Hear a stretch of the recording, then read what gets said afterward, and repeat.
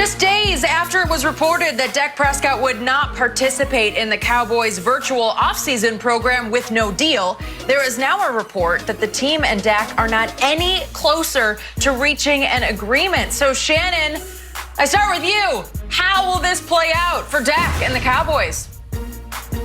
It's probably going to end up, Dak going to end up having to play 1 year on the franchise tag deal. Skip, they're not getting anywhere close because I think the thing is the Cowboys want everything on their terms. They want the length of the contract on their terms. They want the money on their terms. They want the wording and the language in the contract on their terms. And Dak's like, no, you got to give up some concessions. If you want 6 years, it's going to cost you $40 million. If you don't, we're going to have to come to some kind of agreement here because I want 4 and to get an opportunity to get back at the bite of the apple. Well, the Cowboys are like, nah, we're going to do 6 years because, Skip, you know, obviously they want to spread it because you can spread $80, $90 million over 6 years a lot better than you can spreading $80, $90 million over 4 years. And I think everybody gets that. That's how, you know, contracts will work. The signing bonus is prorated over the length of the contract so we can spread it out over 6 years. Dak wants something more in line of 4 years because he wants to get back at the table. He knows they just got labor peace for the next decade and the new TV contract's about to become up and there's going to be more money. Dak doesn't want to be 3 years into a deal with 3 years left on an ISO or an obsolete contract for the quarterback position. But what this tells me, I don't care what anybody said and they can dress it up however they want to. The Cowboys are not sold on Dak Prescott because we saw other quarterbacks get their money, be it Wentz, be it Goff, be it Matt Ryan, be it Matthew Stafford, Russell Wilson. Everybody else has gotten their money. Ryan Tannehill, after 8 games, got his money. And they dilly-dallying around with Dak Prescott. Dak, I keep telling you, they tell you one thing, they smile in your face, and they talking behind your back, bro. Because it's not jiving, Skip Bayless. You know it's not jiving. My grandpa used to tell my brother now, he said, boys, I see better than I hear. Now, I hear what Jerry and Steven said. Dak is a franchise quarterback. We can win multiple Super Bowls. But when it's time to, you know, pay up, they money jump funny. Dak Prescott, see you come training camp. I told you, Skip Bayless, this is what was going to happen. Y'all play with this man. Dak said, y'all play all you want to. I see you at training camp, and let's hope for the best. But, hey, it is what it is. So, you are loving this. I am hating this more and more by the day. And back to Jenny's question, how will this play out? I'm pretty sure it's going to play out badly for both sides. I think this whole thing is going slowly south. I have no more positive expectations on Dak Prescott getting any deal done by the July 15th deadline.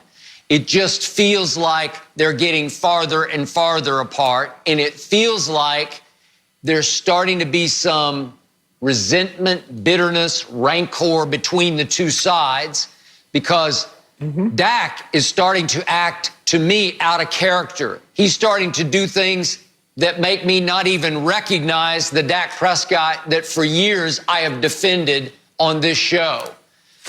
All last year, you told me how below average Dak was to the point that you often gave him Fs for his performance. Fs. And I would give him an A-, and you'd say, no, he was terrible. And now you want Jerry to pay terrible. And I don't understand that because that is the classic speaking out of both sides of mouth. But obviously, you want Jerry to wreck my salary cap, our salary cap. And again, I'm pretty sure that Dak and his new agent are asking for unrealistic money, out of bounds money. As much as I love him as a quarterback, he's not Patrick Mahomes. I don't think he's quite as good as Deshaun Watson. I've said that from the start. I still love him. I still believe in him. He didn't have a great year last year. He put up a lot of numbers, but my man Shannon Sharp kept telling me empty calories in losing efforts. They went 8-8. He didn't make enough of the plays to win the games to get them over the hump. And I can't defend that, and I didn't defend that. So my point, Shannon, is all of a sudden I'm seeing a new Dak. And when the other day we had the conflict over how many people were at Dak's party or dinner, whichever it was, last Friday night at his house, a week ago tonight, in Prosper, Texas, just north of Dallas. Remember, the TMZ story said there were around 30, and Stephen Jones then went on his radio show to say that won't happen again. That was after the police got called to check it out. And Dak came right on top of that with a public rebuke of Stephen Jones and, in turn, Jerry Jones by saying, no, we had fewer than 10 people there. Well, Dak, as Shannon agreed with me, we saw the TMZ video of this buffet spread, the video sweep of it.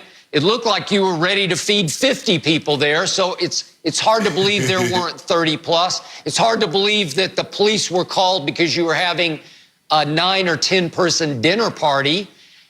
I think there were a whole bunch of cars and maybe a whole bunch of noise, and I'm good with that most times, but not at this time that we're in right now in this country. So again, it looked like he drew a line and kind of, quote unquote, went to war with Stephen Jones publicly. That's not my quarterback. And then we had the story this week, Shannon, that he's not going to participate in any of the offseason, virtual as it might be, but it sounds like he's going to sacrifice the goal of winning for his personal gain in his contract. And when you're the quarterback, Sure. You can't do that. Not for this team, Absolutely not you at can't. this time.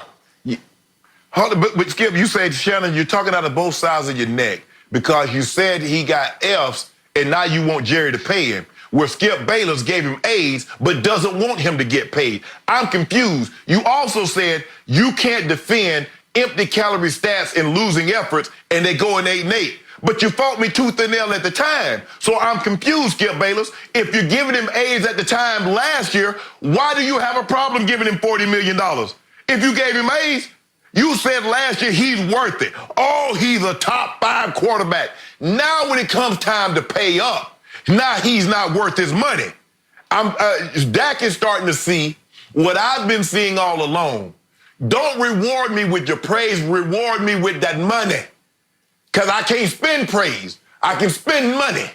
So you and Jerry, y'all say one thing, but when it comes time to sign them documents, I can't get no signature on it. Because Skip Bayless was telling me he gets an A+. I'm like, Jenny, how did he get an A for this? They lost, oh, he gets an A. My quarterback's unbelievable.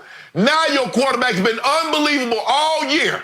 It comes time to get that money. Well, he was 8-8. He didn't make the throw. He lost to Carson Wentz. He lost to Teddy Bridgewater. Yada, yada, yada. All the things that I tried to tell you during the season, which you had a problem with. Now, I agree with you. The Hall of Famer said Dak didn't get it done. I'm not going to let you off the hook like that, Skip. Pay that man $40 million, Jerry. Pay him.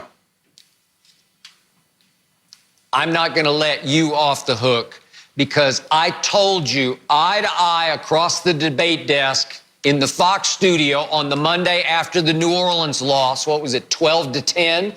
I told you Dak missed an early throw across the back line of the end zone to an open Randall Cobb. I docked him for that. I definitely didn't give him an A for that game. He came on hot at the end of the game, but was too little, too late, and they scored only 10 points. And I definitely did not give him an A for the game at Philadelphia, a game that was sink or swim to win the division. You could win or lose and go home. And what did he do late in the game? He had Tavon Austin break wide open for a touchdown, and he just missed him.